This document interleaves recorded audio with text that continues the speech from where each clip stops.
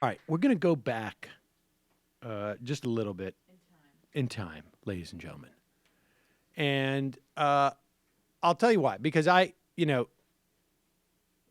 put aside, again, I think I've never thought that to the extent, if it is the case that the Russians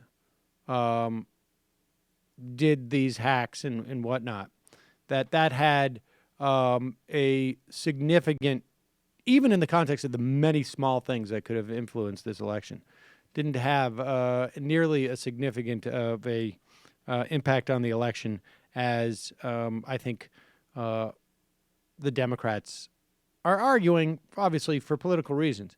But I do think that there is a significant amount of evidence that there is some attachment to Russia from the Trump organization that we're not aware of, that I think is highly problematic.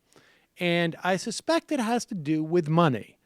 And so let's go back in time. July, ladies and gentlemen, where Paul Manafort, the person with no electoral experience, but deep, deep ties to Ukrainian leaders who have deep ties to the Putin regime, is answering a question from on CBS about the DNC hack. And this is a great question. This is, incidentally, this guy is a PR media consultant who trains his clients how to go out and do media. So this is not the first time he's been on television, and it's also, they did not ambush this guy as he's eating breakfast in his kitchen at his home. He's actually in a studio wearing a suit and tie, aware that he's on TV. Here it is. So to be clear, Mr. Trump has no financial relationships with any Russian oligarchs. That's what he said. That's what I said. That's obviously what our position is. Can we play that back again? That's what I said. That's what he said. That's obviously what the proposition is. Is that what he says? The proposition or the position? That's what our position is, which actually sounds even better. Also, for anyone listening, he looks like he's just going to pass out right there. Yes. But so to be clear, Mr. Trump has no financial relationships with any Russian oligarchs. That's what he said. That's what I said. That's obviously what our position is. Hey, look, I much prefer working with fucking gangsters in Ukraine to keep the story straight. This guy's out of his fucking mind.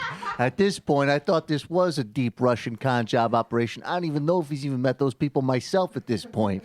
The guy's a fucking lunatic. I'm asking him to not insult Mexicans for 2 goddamn seconds.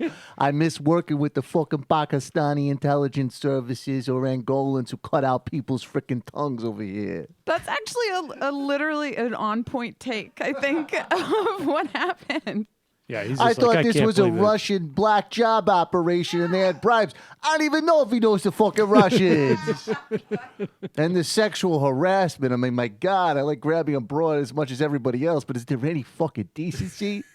This guy's got a daughter, and sure, Marron, she's a total piece of ass, but maybe it humanizes you a little fucking bit.